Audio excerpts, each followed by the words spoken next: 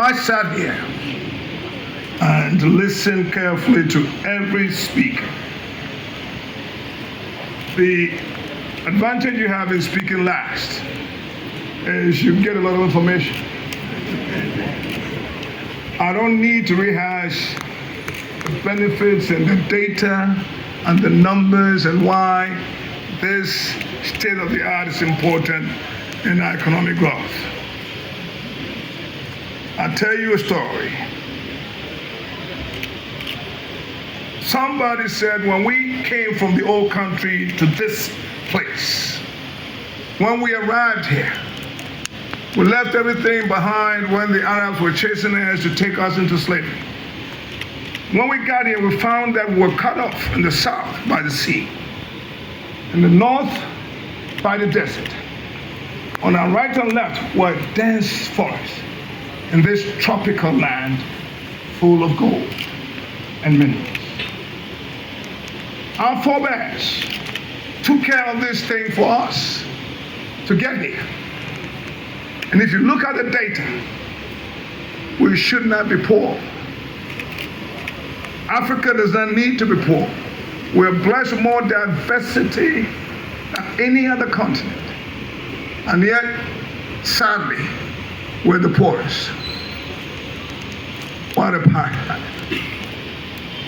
And we're poor not because we don't want to get better.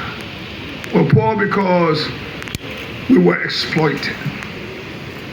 So when I got here and listened to all the speakers, I just took a big sigh of relief and said, finally, we're here. Like I told you, I just put my speech aside because everything that had to be said, was said. We are doing this thing to improve future generations. Three things. We need to own our resources.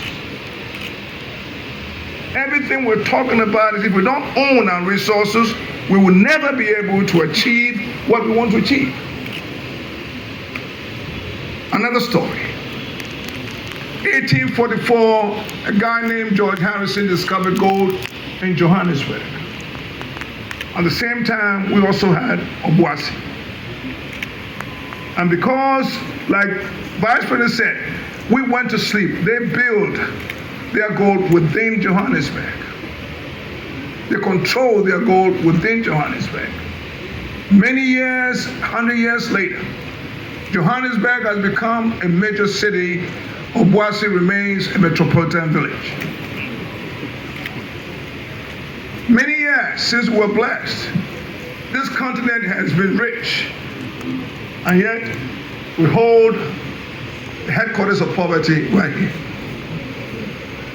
That has to be changed. Leadership leads change. And today I am just glad that leaders of our country have found the need to build this. All of us. I grew up in a mining town in Accra. Those guys who were singing appellations are here. I'm from Takwa. There are people who came from Prestia and other mining areas. Their communities have been devastated over the years. All we're doing here is to make sure that we strengthen our hands when we go to bargain with the World Bank and the IMF. We own this. When we do that, we then begin to negotiate, not out of fear, and we're not going to be fearful to negotiate. We'll have something to stand on. Our bargaining power will increase. Thirdly, I have researched all the miners in the world who go underground to work. I have come to a conclusion that there's something wrong with the arrangements here. Gold has a universal price. If it's an ounce and it's sold $1,000 here in Ghana, it's the same thing in Canada, it's the same thing in Australia, it's the same thing everywhere. Better yet, when you look at those countries who work, underground workers, they are paid what their salaries are doesn't compare to what the people receive here in Ghana. That must change.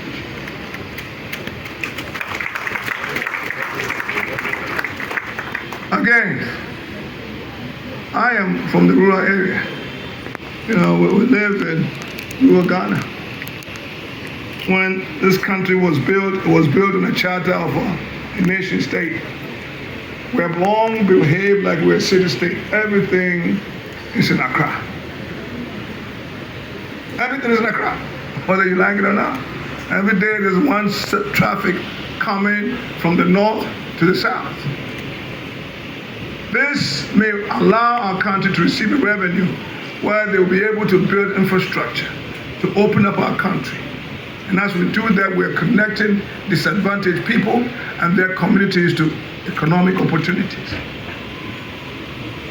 We're building this here now, Mr. Vice President. I'd like to see a day when a refinery is built around Obuasi and Takwa, so that the people who live there can have an opportunity and a decent living for themselves. There are 70% of our people who live in rural Ghana who are wallowing in poverty, not because they want to be poor, because opportunities have not reached them. And how best can you bring opportunity to people in Takwa and Akwatia when a refinery like this is built right there locally? We need to change the dialogue. And it takes leadership, like what we have now, to bring about changes. Shouldn't be petrified to change. Our people and our country deserve better. And I'm sure that all these gallant men, learned people, will agree with me. We cannot build a strong economy that excludes 70% of our people. We go nowhere with that. So as we build this thing here, and we inaugurate it here in Accra, I agree, but in the future, we are going to just ask that things must come to rural Ghana, where the people who God bless them to be where they are, should enjoy their natural resources. The Western region is by far the richest region in Ghana. The last time I checked, they are the poorest. What the white folks did to Africa is what we're doing to our own selves. We need to bring development to our people, build infrastructure, open up Ghana, employ people, and do that.